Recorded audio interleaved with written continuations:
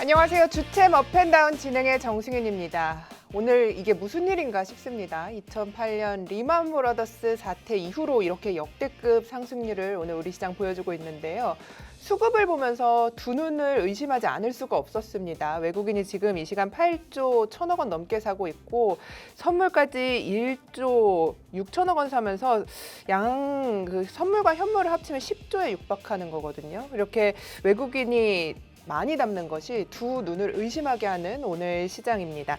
계속해서 하락을 했던 코스피가 개장 직후 6분 만에 매수 사이드카가 걸리면서 6,000포인트를 단숨에 회복하는 굉장한 힘을 보여준 건데요. 올해 세기도 어렵습니다만 44번째 사이드카입니다. 그 방향성도 매수로 걸렸다는 것이 오늘 좀 유의미할 것 같고요.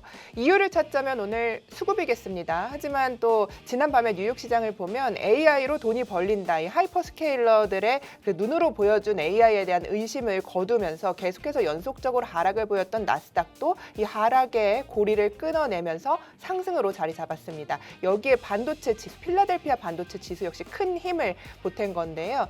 금리 결정에 대해서도 이야기가 많았었는데 이 부분에 대한 지표들도 확인이 되면서 시장을 안도하는 모습을 보여줬습니다. 자, 오늘 시가총액 상위 종목들의 흐름이 정말 대단합니다. SK 하이닉스 20% 넘게, 그리고 삼성전자 역시 두 자릿대.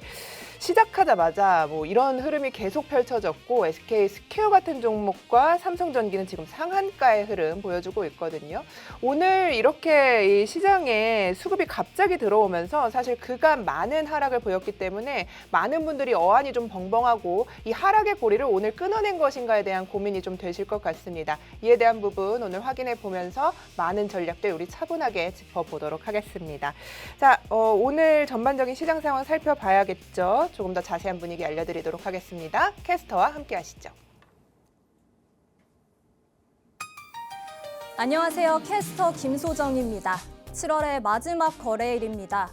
돌이켜보면 한 달 동안 시장은 참 많은 변수를 겪었는데요. 유가와 환율, 지정학적 리스크, 그리고 실적 시즌과 반도체 투심 악화까지, 이에 8,000선에서 5,000선까지 내어주는 급락을 겪기도 했는데요. 하지만 오늘 시장은 그동안의 서러움을 위로해주듯 반갑게 분위기를 올렸습니다. 네, 오늘 장 초반 반도체 투톱의 두 자릿수 급등세로 코스피가 6,500선을 회복하기도 했는데요. 현재는 어떻게 나아가고 있는지 지수 먼저 체크해 보도록 하겠습니다. 네, 오늘 양지수 모두 매수 사이드카가 발동하며 강하게 출발을 했는데요. 간밤 뉴욕 증시 훈풍에 반도체와 소부장, 전력주 등 상한가를 기록한 종목들이 참 많았습니다. 현재 코스피는 13% 급등하며 6,381선 지나고 있습니다. 네, 코스닥은 오늘 700선을 회복하기도 했는데요. 현재는 8%가량 상승한 699선 지나며 700선을 내어주고 있습니다. 다음으로 수급 체크해 보겠습니다. 어제는 외국인과 기관의 7거래일 만에 쌍끌이 매수세로 마감을 했는데요. 네, 현재도 외국인과 기관의 동반 매수세 들어왔습니다. 외국인이 8조억 원 넘는 정말 많은 대량 매물이 출회가 되었는데요. 개인은 8조 7천억 원 넘게 차익 실현 매물 출회되고 있습니다. 기관은 4,171억 원 순매수하고 있습니다. 코스닥도 외국인과 기관의 동반 매수세가 들어왔습니다. 개인은 홀로 2,755억 원 매도하고 있습니다. 다음으로 오늘의 특징주 함께 살펴보도록 하겠습니다. 첫 번째 특징주는 SK 하이닉스입니다. 오늘의 급등에는 단연 반도체 투톱이 있죠. 특히 SK 하이닉스는 어제 장 마감 이후 최태원 회장이 3,620주를 직접 매수했다는 소식이 들려왔습니다. 3,620주는 약 48억 원 규모라고 하는데요. 최 회장은 최근 SK 하이닉스 주가가 지나치게 저평가됐다는 판단에 따라 책임 경영 차원에서 이번 주식 매수를 결정했다고 합니다. 최 회장의 SK 하이닉스 지분 직접 매입은 이번이 처음인데요. 이에 시장은 반도체주 펀더멘탈은 훼손되지 않았다. 그동안은 투심 악화였다라는 것을 확인시켜 주듯이 오늘 강한 수급 들어왔습니다. 현재는 22%가량 상승하며 161만 원 선에서 거래되고 있습니다. 두 번째 특징주는 삼성전기입니다. 오늘 반도체주가 들썩이자 전력주에도 함께 훈풍이 들어옵니다. 투심이 자극되면서 오늘 삼성전기는 상한가를 기록했는데요. 삼성전기 올해 2분기 어닝 서프라이즈와 AI 부품 공급 확대 소식에 힘입어 3분기 실적 역시 큰 폭의 성장세를 이어갈 것으로 보입니다. 증권가에서는 목표가를 280만 원으로 상향 조정하기도 했습니다. 네, 현재도 상한가 지켜내며 114만 원 선에서 거래되고 있습니다. 세 번째 특징주는 심텍입니다. 반도체 소부장 전반적으로 강세를 보이고 있는데요. 특히 하반기에는 심텍을 주목하셔야겠습니다. 심텍은 AI 서버용 메모리 기판 수요가 늘어날 것으로 기대되는데요. 하반기에는 엔비디아 차세대 AI 플랫폼 베라루빈에 들어가는 소캠2용 기판 공급이 실적의 핵심 변수로 적용될 것으로 보입니다. 오늘 상한가로 치솟은 심텍, 현재도 상한가 기록하면서 82,900선에서 거래되고 있습니다. 이제 시장의 시선은 8월을 향하고 있습니다. 앞으로도 저희와 함께 차분히 잘 대응하시죠. 지금까지 캐스터 김소정이었습니다.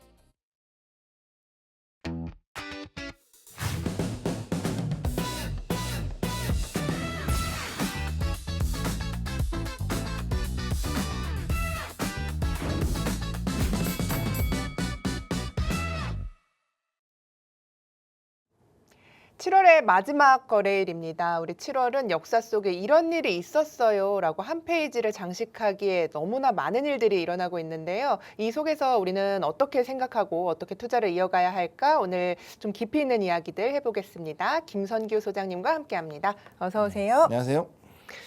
소장님, 너무 어안이 벙벙해서요. 이게 마냥 좋지만도 않아요, 사실. 그렇죠. 네. 근데 일단은 너무 다행인데 이 에너지가 장 막판까지 갈지도 좀 모르겠고요. 어제 장 초반에 급등했다 또 빠지였잖아요. 그래서 근데 수급적으로 봤을 때는 너무나 좀 놀라운 숫자가 찍혀 있어서 네. 제가 이렇게 세본 게 너무 오랜만이거든요. 네, 오늘 그렇죠. 이런 장 보신 적 있으세요, 소장님? 사실 이거는 거의 우리 생애 정말 볼 수 없는 그런 시장인데 이게 지금 나오게 됐다는 게 굉장히 지금 놀랍기도 하고 어떻게 보면 조금 우려스러운 그런 부분도 있습니다.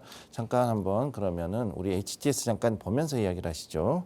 일단 우선 중요한 거 HTS를 좀 보면서 얘기를 해야 되는데 지금 이제 보시면 현재 수급 보시면은 자 외국인과 기관의 쌍끌이 지금 현재 코스닥과 코스피 양쪽 다 강하게 매수가 들어가 있고 심지어는 코스피 200 선물까지도 전부 다 지금 하고 있고 주식 선물도 거의 외국인들이 매수 한마디로 풀 매수 그 레버가 쫙 앞으로 밀려 있는 이런 모습이다 이렇게 보시면 되겠습니다. 그렇기 때문에 지금 현재 자리에서 제일 힘든 것들은 다른 게 아니고요.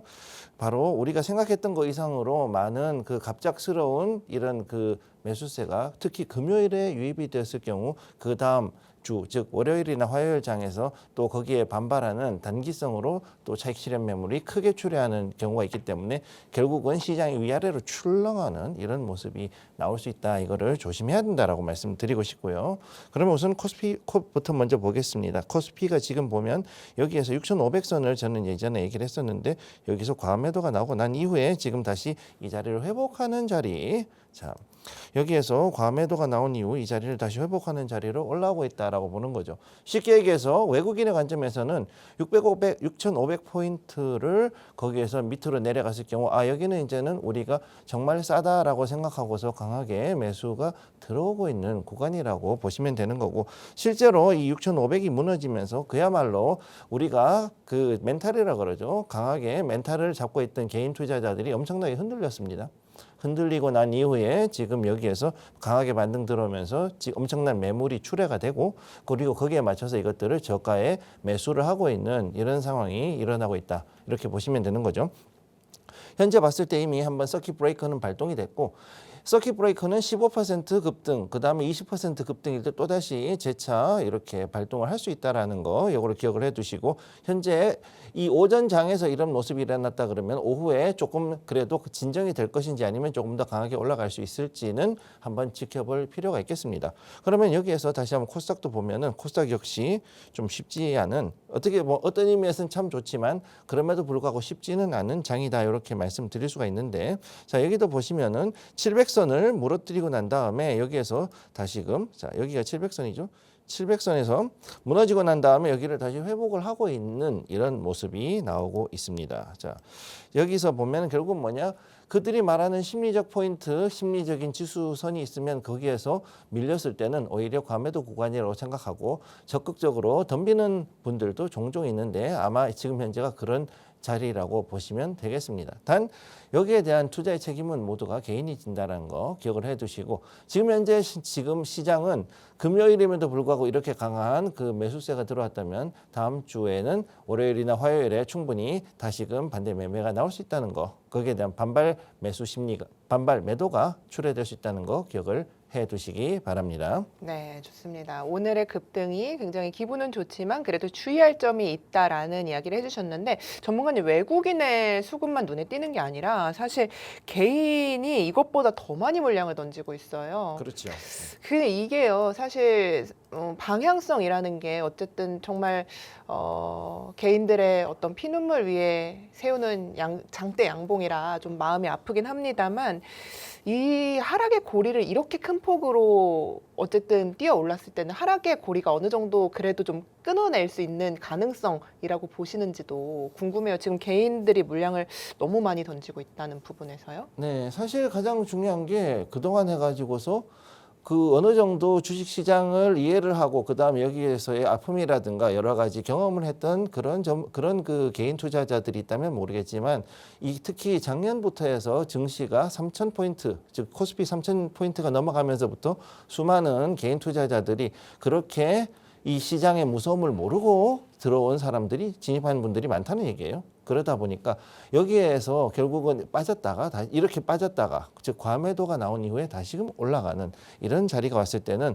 아무래도 그만큼 좀 다른 것을 겪을 수밖에 없는 거죠. 자, 일단은 코스닥 얘기를 잠깐 하자면 코스닥도 여기서 보시면 자, 일단 이 7월부터 해가지고선 천천히 올라가다가 여기서 이렇게 막 위아래를 흔드는 이런 장이었지만 어쨌든 강하게 올라가서 1200포인트 이상 올라갔던 이런 모습이었습니다. 근데 여기서부터 하락 파동이 강하게 들어왔죠. 엘리어트 파동이 강하게 이렇게 세 번에 들어가지고서 이렇게 내려왔는데 결국은 700선 밑에까지 이렇게 내려오는 그래서 과매도까지 나올 수 있는 그런 구간이 나왔다. 지금 이 부분이 굉장히 중요한 포인트입니다. 자, 그래서 이런 파동에 한번 걸리면 제일 큰 문제가 뭐냐면 파동의 끝자락이 어딘지, 파동의 끝자락이 어딘지를 모르시는 분들이 되게 많아요.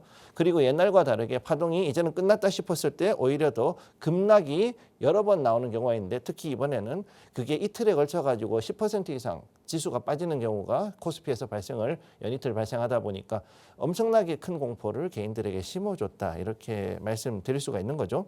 그렇기 때문에 이만큼의 그 빠진 거에 대해서 다시금 여기에 대한 반발 매수 심리, 즉 저가 매수가 지금 크게 들어온 이 자리에서는 아무래도 조금은 쉬어갈 수 있다는 거 기억을 해두시고 이 시장을 대응하시면 되겠습니다. 네, 좋습니다. 우리의 방향성에 대한 이야기를 좀 나눠봤는데요. 어쨌든 지금 시장 속에서 이런 방향성이나 왜냐면은 그가 너무 많이 하락했기 때문에 멘탈이 정말 많이 힘드셨을 텐데 오늘 이렇게 올라가는 걸 보고 또다시 사실 이게 참 멘탈을 잡기가 쉽지 않잖아요. 그렇습니다. 그래서 이게 변동성이라는 것을 잘 활용하면 좋겠지만 지금 이게 활용할 수 있는 것이냐에 대한 근원적인 좀 느낌도 있고요. 가장 큰 되게 앵커님께서 중요한 얘기를 해주셨는데 어제 같은 경우 그렇게까지 빠지고 나서 바닥을 잡는 그 자리에서 이게 올라갈 수 있을까 하고서는 화가 나서 물량을 던지신 분들이 있을 겁니다. 근데 그 상황에서 이렇게 급등을 했을 때 그분들의 충격이 더 크다는 거죠. 맞습니다. 무슨 이야기냐면은 물량을 잡고 있다면은 절대 이거를 놓치지 않고 그래도 끝까지 갈 수 있는 그런 게 필요한데 그렇지 않은 상태에서 그냥 여기서 내가 도저히 못 버틸 것 같다라고 하고서 내가 가진 주식을 매도했을 때 갑자기 이렇게 상한가를 가거나 급등을 가는 순간 여러분의 멘탈은 그야말로 타서 없어집니다. 네. 그렇기 때문에 이거에 대해서는 정말 조심해야 되고 제가 제일 처음에 말씀드렸듯이 개인 투자자는 쪽배입니다. 네. 그렇기 때문에 언제든지 한 방에 다 무너질 수 있다는 걸 기억을 하시고 정말 단단히 시장을 경험하고 공부를 하셔야 된다는 것을 명심하시기 바랍니다. 네, 오늘 시장 이렇게 좀 분석을 해봤고요. 계속해서 전문가님의 조금 더 큰 인사이트 들어보도록 하겠습니다. 자, 오늘 준비해주신 내용을 보니까 레버리지에 대한 내용인데 좀 생소한 이름도 나오고요. 시장의 변동성에 대한 이야기 해주시려는 거죠? 네, 그렇습니다. 네. 일단 오늘의 그 레버리지에 대한 가장 큰 시장 큰 변동에 대한 얘기인데 레버리지로 인한 가장 큰 문제가 지금 발생했다 이렇게 말씀드릴 수가 있겠고요. 자, 그러면 지금부터 한번 보도록 하겠습니다.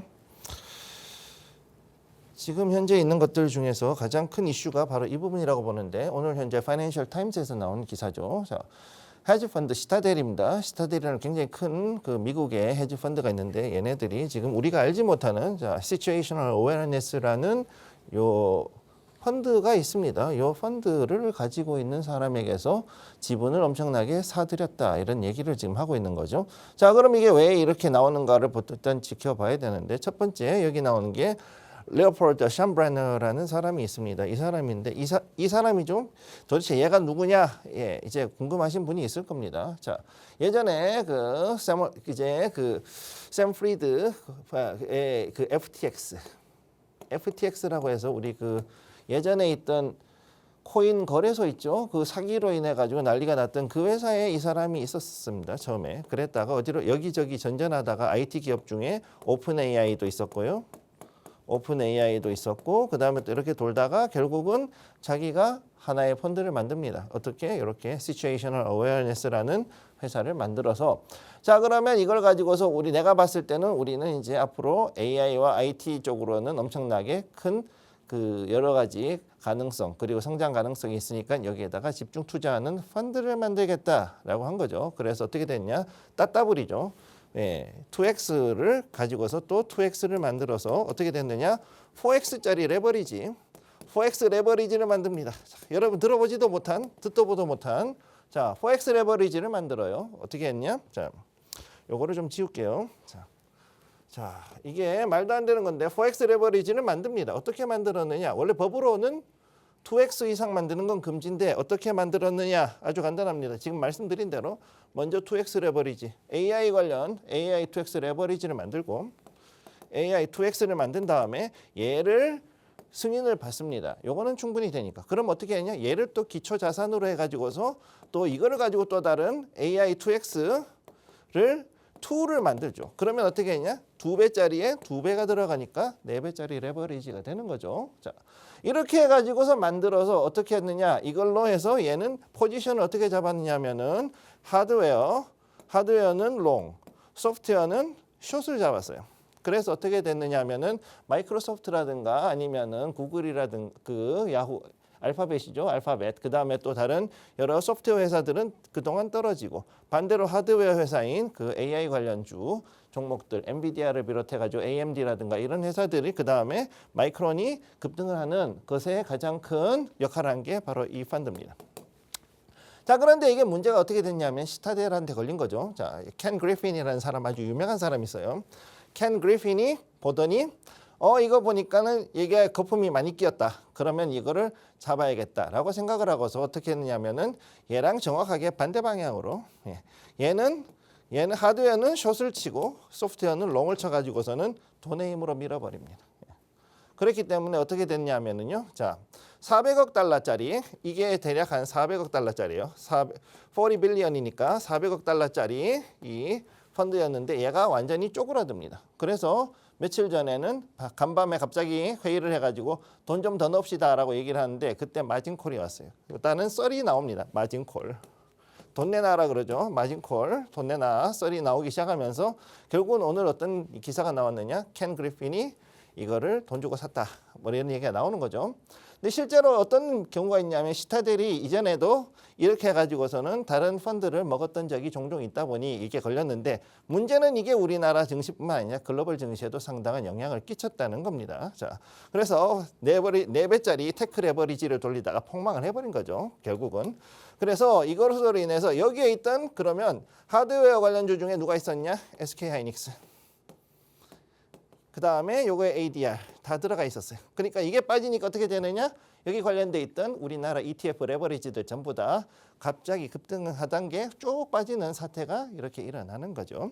자, 그래서 폭락한 펀드는 결국은 다른 데다 먹히게 되어 있고 이것에 의해서 우리나라도 영향을 받았지만 실제로 보면 해외야말로 정말 정글 그 자체다 이렇게 볼 수가 있겠습니다. 다음으로 보죠.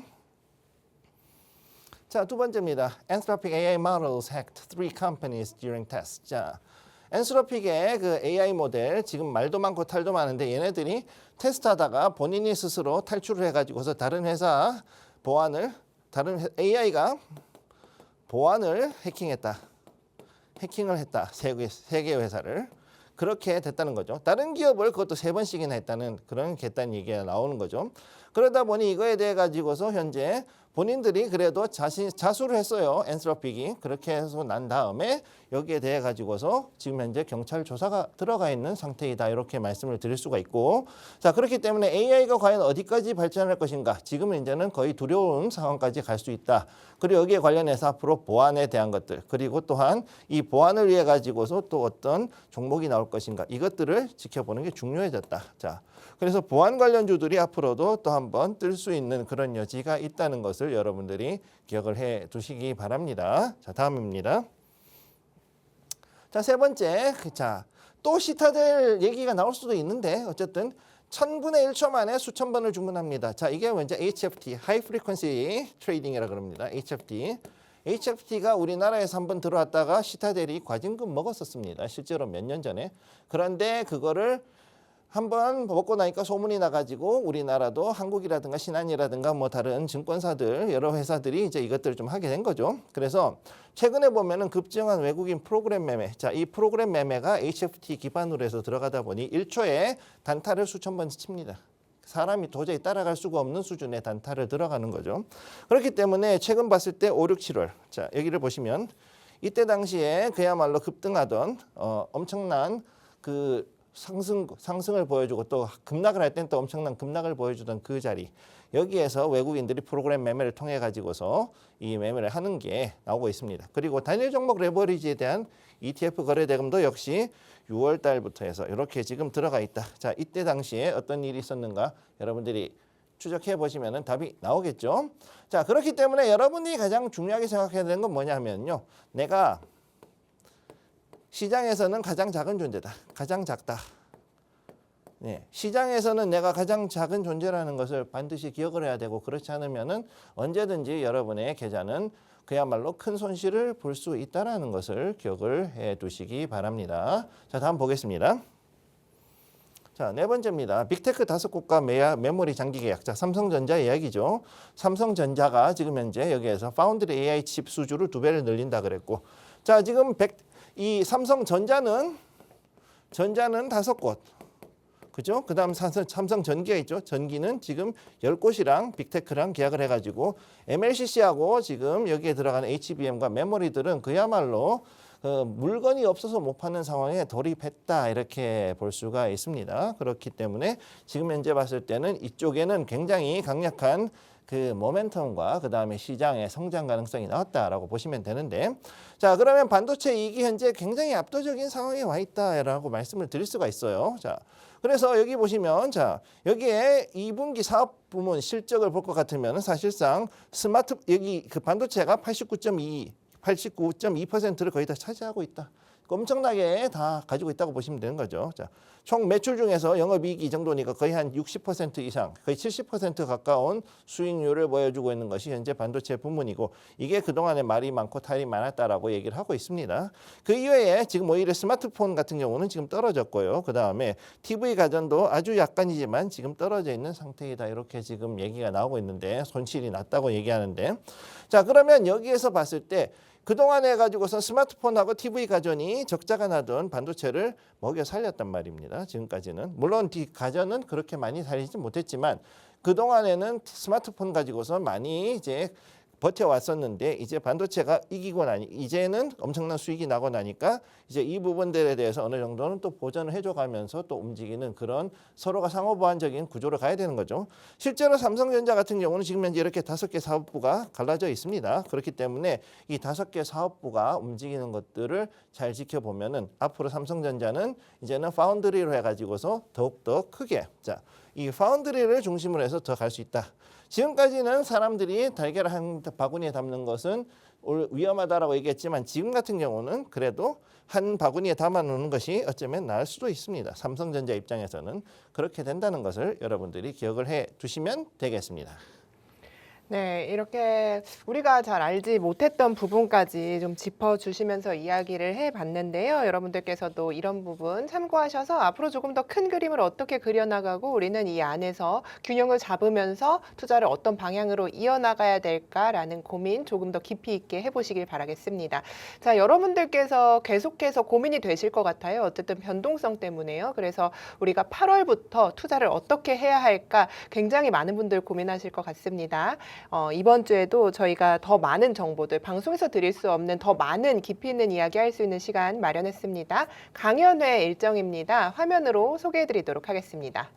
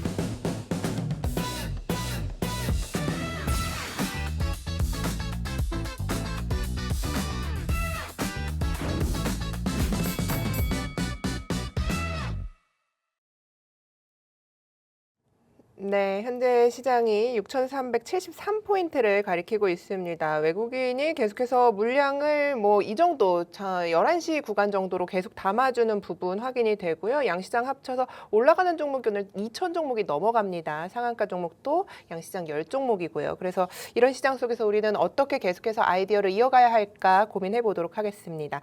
자, 우리 방송 통해서 로봇 이야기도 해주셨고 또 그리고 지난번엔 방산 이야기 해주셨는데 또 공교롭게도 어제 방산 쪽이 굉장히 좋았습니다. 그 트럼프의 발언과 함께. 그래서 오늘도 어떤 쪽 이야기를 해주실 수 있을까란 고민이 좀 되는데, 배터리 셀 3사가 흑자로 사실 전환이 됐어요. 네. 그래서 이런 부분들이 시장에서 얼만큼, 그리고 이쪽 있죠. 반도체 쪽이 빠질 때 약간의 2차 전지가 그래도 버텨주는 모습, 올라가는 모습 보여줘서 투자 아이디어를 어떻게 우리가 가져가야 할까 고민이 되는 시점인 것 같아요. 네, 방금 잠깐 얘기했듯이 일단 2차 전지 관련해서 이야기를 좀 해보려고 그러거든요. 많은 분들이 2차 전지 그야말로 애증의 관계에 있는 분들이 많습니다. 2차 전지를 제가 옛날에 신재생 에너지를 하면서 그 사업을 하면서 2차 전지도 같이 다루게 되어서 이 분야를 좀 알게 됐고요. 그래서 보시면은 지금까지는 그 양극재와 음극재, 분리막, 그 다음에 전해질까지 해서 크게 네 가지를 나누어서 보던 그런 시절이 있었죠. 그런데 지금 현재는 무엇이 바뀌었느냐? 전고체가 들어왔습니다. 자, 전고체가 들어왔다는 것은 무엇이냐? 앞으로 이것이 다시 뭔가 다른 섹터를 올려줄 수 있는, 그리고 또 다른 어떠한 그 강한 모멘텀을 줄 수 있는 부분이 이 전고체에 있다는 것을 여러분들이 알게 되실 거고요. 다음 두 번째, ESS 시장. 자, ESS가 바로 지금 현재 또 다른 성장 기대감을 줍니다. 단 이것은 LFP 기반, 인산철 기반을 하는 것들로 돌아가는 것. 그 다음에 그 이외에 또 다른 배터리들을 위주로 갑니다. 요거는 또 다른 이야기니까 조금 이따가 말씀을 드리도록 하죠.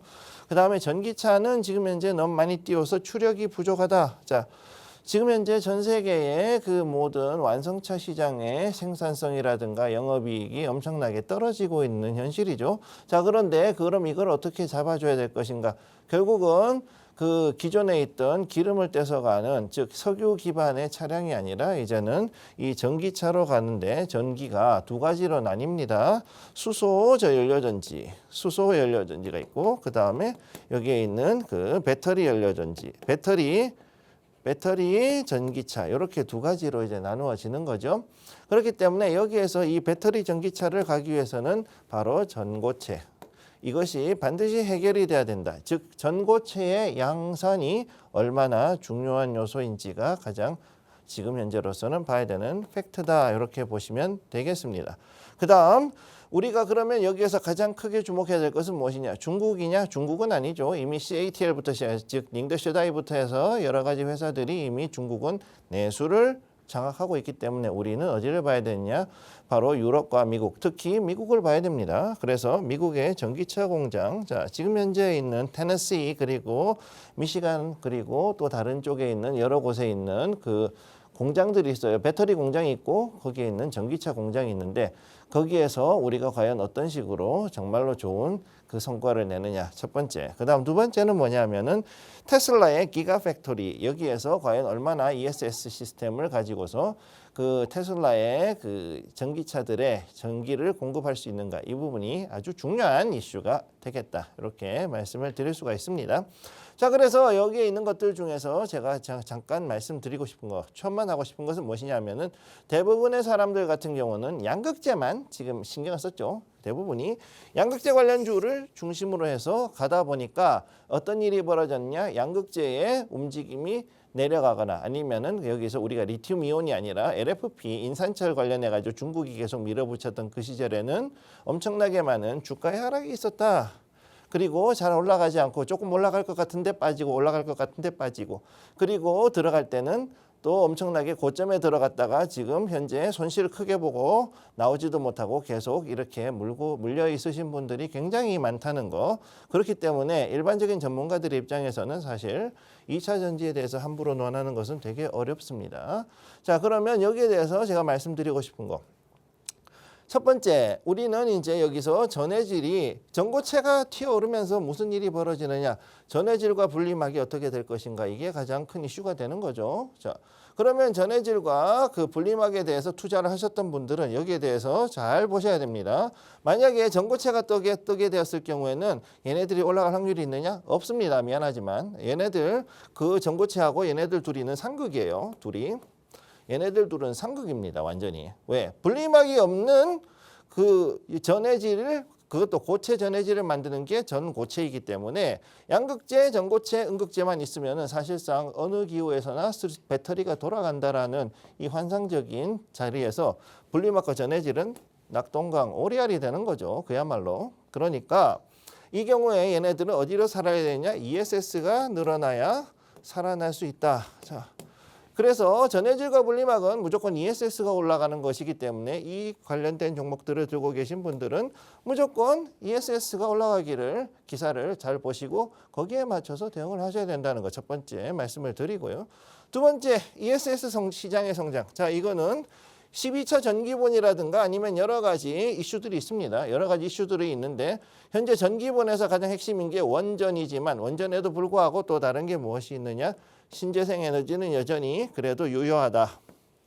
그러면 지금 현재 가장 큰 이슈가 무엇인가라고 했을 때 최근 들어가지고 너무 신재생 에너지 특히 태양광과 그다음 풍력에서 나오는 어마무시한 그 발전량이 원전의 가동률을 떨굴 정도로 자, 원전 가동률이 떨어질 정도로 지금 현재 많이 나오고 있다. 자, 그럼 이 얘기는 무슨 이야기냐? 앞으로 송전선하고 전력망이 같이 가야 된다는 얘기고 그러면 전력망이 올라갈 때 비로소 여기에 관련되어 있는 분리막 전해질들도 같이 올라갈 여지가 있다. 이렇게 말씀을 드릴 수가 있는 거죠. 그러니까 이 부분에 대해서도 여러분들이 좀 체크를 하실 필요가 있겠다. 자, 그러다 보니 이제 우리나라의 종목들이 상당히 이상하게 좀 여러 가지로 연계된 것들이 꼬여 있는 상황이 됐습니다. 그러니까 무슨 얘기냐? 2차 전지가 올라가기를 바라시려면은 첫 번째 ESS 시장이 좋아야 되고 그러려 그러면은 어떻게 됩니까? 신재생이 올라가야 되죠. 신재생이 올라가려 그러면은 전력망이 올라가야 돼요. 전력 관련 그러니까 신재생하고 전력 관련주가 올라가기를 기도를 해야 여러분들이 지금 손실을 보고 있는 분리막 전해질이 올라가 가지고 여기를 탈출할 수가 있다라는 결론이 나오는 거죠. 그러니까 이 부분을 잘 지켜보실 필요가 있고 그다음 전기차는 지금 현재 너무 많이 뛰어서 추력이 부족하다. 당연히 조그마한 4680 그 기준으로 해서 만드는 것도 아직 쉽지가 않고 그다음에 여기 있는 이 모든 배터리들이 결국은 한계가 있다는 겁니다. 배터리 기반의 차가 한계가 있기 때문에 수소 연료를 띄우려고 그러는데 수소도 생각보다는 그렇게 쉽지가 않은 상황에 있다. 따라서 여기에서 전기차를 띄우기 위해서는 결국은 전고체가 어떻게 가느냐가 가장 핵심이 되는 거죠. 즉 전고체는 전기차하고 같이 간다. 이렇게 보시면 되는 거고 따라서 이 내용들을 이렇게 종합을 해보면은 자 이제 옛날에 우리가 초반에 2차 전지가 뜨던 그 당시와 지금과는 그야말로 환경과 그 다음에 올라갈 수 있는 요소들이 완전히 달라졌다라는 것을 기억을 하고 2차 전지에 접근을 하셔야 되고 기존에 투자하셨던 분들은 물론이고 현재 신규로 투자하시는 분들도 이 환경을 이해하지 못하면은 옛날의 자료를 가지고 투자를 했을 경우에 결국은 다시 손실을 볼 수밖에 없다는 거 기억을 해 두시기 바랍니다. 자, 그럼 다음으로 넘어가서 이야기를 하도록 하죠. 두 번째입니다. 자, 글로벌 전기차와의 그 판매 회복이 지금 현재 불분명해요. 왜? 완성차 업계는 지금 현재 제대로 된 전기차를 만들 수 있는 업체가 그렇게 많지가 않습니다. 자, 하이브리드는 토요타. 하이브리드는 그나마 토요타가 하죠. 그 다음에 현기차. 현대기아차 위대한 회사예요. 지금 아무리 뭐 그 서비스가 뭐 같다, 아이 마음에 안 든다 이런다 할지라도 어쨌든 지금 현재 봤을 때 현대기아차 굉장한 회사입니다. 그 다음 두 번째. 완전히 배터리로 가는 그 풀리 배터리로 가는 거. 자, 배터리 차량은 테슬라, 그 다음에 현대기아차. 얘네들이 거의 다 하고 있고 가끔 가다가 이제 그 유럽계 중에서 폴스타라든가 뭐 몇 개 회사들, 그 다음에 중국 회사들, LFP를 기반으로 하는 중국 회사들이 있는데 얘네들의 판매 회복은 불분명합니다. 그리고 이 와중에 BYD죠. 파산 직전이라고 나오고 있고 딜러들 완전히 작살나고 있는 상황 나오고 있기 때문에 이 엄청난 그 판매 불분명성 아직까지도 놓칠 수 있다라는 거. 이것 때문에 생각보다 한번 전기차는 빠졌다가 올라갈 수 있는 이런 자리에 있다라는 거를 말씀드립니다. 자, 그다음 미국의 UAW, 미국의 전미 자동차 노조죠. 얘네들은 조금 무식해가지고 제가 한번 겪어봤을 때는 우리 동네에 있던 그 노조들은 데모를 한번 하면은 집에 있는 총을 들고 나오더라고요. 그래서 가끔씩 하늘에다 총도 한두 발씩 쏘고 했는데 아무튼 얘네들이 과연 이제 2차 전지 노조 편입이 되는 것인가? 자, 이거 지금 계속 협의 중입니다. 예, 미국 내에서 가장 큰 문제는 이 자동차 만들던 사람들, 기름 떼서 가던 자동차를 만들던 사람들이 앞으로 해서 그러면은 노조가 돼가 우리를 전기차 만드는 그쪽으로 전환을 해주고, 즉 이 여기에 대해서 그동안에 우린 기름차만 했는데 그럼 우리 전기차 만들 수 있도록 가르쳐 재교육을 해서 그쪽으로 투입을 해달라. 그 얘기를 했거든요. 그런데 그중에 또 어떤 게 있느냐? 우리 2차 전지 공장 노조도 이쪽으로 해달라. 이렇게 했는데 그 부분이 지금 현재 첨예한 대립 쟁점에 들어가 있습니다. 그렇기 때문에 이 부분은 어떻게 해결될 것이냐. 만약 이거에 대해서 뉴스가 나왔다 그러면은 굉장히 강하게 반등이 들어올 수 있는 여지가 있다. 특히 우리나라 같이 지금 미국에다가 그 배터리 공장을 만들어 놓은 이런 경우에는 이거는 큰 뉴스가 될 수 있다라는 것을 기억을 해 두시고요. 세 번째. 자, 전고체 배터리 양산. 이거 굉장히 중요한 이슈입니다. 자, 지금 현재 삼성 SDI가 여기에 대해서 그 테스트 양산에 대한 파일럿 프로그램을 지금 돌리고 있고 거기에 대해서 이게 작년에 9월까지 해서 해보겠다라고 했다가 지금 이게 뒤로 밀렸죠. 그 정도로 어려운 상황인데 이게 돼야지만 전기차를 부활할 수가 있습니다. 가장 큰 이유는 뭐냐?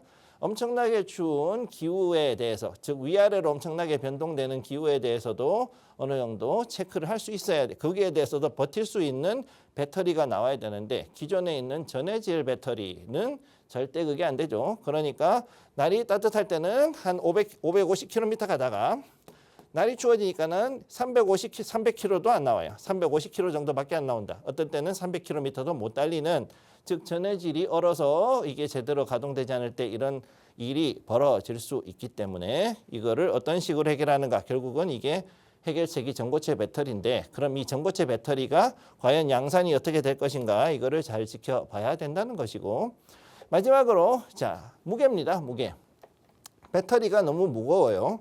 LFP도 그렇고 지금 현재 중국에서 LFP가 왜 가장 큰 문제가 되느냐. 얘가 우리나라에서 만드는 즉 한국에서 만드는 리튬이온 배터리에 비해서 너무 무겁습니다. 그리고 그만큼 그 에너지 효율이 안 나오는 거죠. 그러다 보니 얘네들은 배터리 자체를 바꾸는 배터리 스테이션이 있어요. 네. 배터리 스테이션으로 해서 배터리를 차라리 그냥 바꾸자. 도심에다가 실제로 북경 같은 경우에는 그 크게 순환로가 5개가 있지 않습니까? 1로에서 5로까지. 그러면은 그 순환로 안에 있는 지점에다가 우리 주유소 박듯이 이렇게 배터리 그 스테이션을 만들어 놓고 배터리를 아예 차에다가 있는 걸 떼어내고 달아넣는 그런 방식으로 하는 것들을 지금 진행을 하려고 하고 있고 어느 정도 진행을 하고 있죠. 결국은 뭐냐면은 가벼운 배터리를 만드는 게 전기차의 가장 중요한 요소. 그리고 거기에 비해서는 ESS는 상대적으로 자유롭다. 왜? 설치해 놓으면 되니까. 집이든 사무실이든 아니면 공장이 됐든 어디가 됐든 간에 설치만 해 놓으면은 자리는 그래도 어느 정도 큰 문제가 되지 않기 때문에 그런 거죠. 그래서 가벼운 배터리를 만들기 너무 어렵기 때문에 결국은 여기에 대한 것을 해결하려고 그러면은 이 새로운 배터리 아니면은 ESS와 그다음에 아까 말씀드렸던 전고체 배터리가 얼마나 잘 양산이 되느냐가 앞으로 가장 큰 2차 전지의 반등의 가장 중요한 핵심 요소라고 보시면 되겠습니다. 네, 2차 전지에 대해서 이렇게 서사를 좀 이야기해 주셨고 앞으로 봐야 할 포인트까지 체크를 해봤습니다. 2차 전지 오늘도 흐름이 나쁘진 않습니다. 그래서 이런 부분에 종목들도 어떤 위치에 있는지 좀 확인을 해봐야 될 것 같은데요. 코스피가 급등하면서 코스닥도 오늘은 그래도 힘을 좀 쓰고 있는 모양새예요. 에코프로 지금 12.89%, 에코프로 BM은 6% 상승하고 있거든요, 전문가님. 네, 그러면은 우선 네. 한번 HTS를 보면서 얘기를 하도록 하죠. 잠깐만요. HTS를 한번 보면서 다시 한번 이야기를 하도록 하겠습니다. 우선 대장주가 에코프로니까. 자, 에코프로 한번 보겠습니다. 에코프로. 지금 현재 자리 보시면은 빠졌다가 여기도 이제 돌아가는 모습 보여주고 있죠. 굉장히 그동안 이 종목 들고 계시면서 고생하셨던 분들 많습니다. 네. 그렇기 때문에 이 종목 굉장히 잘 보셔야 된다는 거. 자, 지금 현재 자리 보면은 7만 원대 넘어가가지고 이제 8만 원대 바라보고 있죠. 자, 여기에서 갑자기 급등을 이렇게 올라왔습니다. 그런데 여기가 바닥이냐? 네, 바닥이라고 볼 수 있는데 아닐 수도 있어요. 지금 현재 자리는 횡보할 수 있는 구간에 있습니다. 지금 여기 보시면 대략 한 8만 8천 원대에서 8만 9천 원이죠. 8만 9천 원에서 지금 현재 8만 원대 이 사이에서 횡보할 가능성이 지금 있는 자리다. 이렇게 보시면 되겠고 현재 이 자리가 왜 어려우냐 하면은요. 여기에서 이 자리에서 다시 올라가려 그러면 하나의 모멘텀 아까 말씀드렸던 세 가지 전고체 양산, 그다음에 ESS, 그다음에 여기에 따른 전력망 이것이 해결이 돼야 돼요. 예전에는 이제 제가 한 가지 말씀 더 드렸던 게 뭐였냐면은 폐배터리의 재생이었습니다. 그런데 그게 현재 그 이슈가 쏙 들어가 버렸어요. 현재는. 그렇기 때문에 지금 이제 남아있는 이 두 개의 이슈, 그 다음에 거기다가 전력망까지 해서 이것들이 결국은 2차 전지를 살릴 수 있는 요소가 되고 있는데 현재 자리에서는 이제 오히려 옆으로 좀 더 횡보할 확률이 좀 크지 않을까. 그리고 많은 저항들이 있기 때문에 이 저항선들을 뚫고 넘어가는 것들을 위해서는 결국은 거기에 맞춰서 적절한 그 어느 정도의 그 모멘텀들이 제때 뉴스와 그 다음에 모멘텀이 터져줘야 된다는 거를 말씀을 드리겠습니다. 자, 그러면 다음 걸 한번 볼게요. LNF 한번 볼게요. 자, LNF는 어떠냐? 자, 여기도 지금 올라는 갔는데 여기는 좀 불안하죠. 아까 에코프로에 비해서는 훨씬 더 많이 빠졌고 거기다가 불안한 자리. 자, 빠지기는 이만큼 빠졌어요. 거의 밑바닥입니다. 지금. 그런데 더 빠질 수도 있지만 어쨌든 현재 바닥 자리에 와 있는 것은 사실이고 현재 6.57% 상승한 자리에 있습니다. 자, 그러면 여기에서 62,000원대인데 여기에 62,000원대의 바닥을 잡고서 지금 거의 한 71,000원, 71,500원대까지 지금 올라와 있는 요 모습을 봤을 때는 LNF는 양극재잖아요. 근데 이게 생각보다 아까 말씀드렸지만 양극재 그렇게 쉽게 올라갈 수 있는 자리가 아니에요.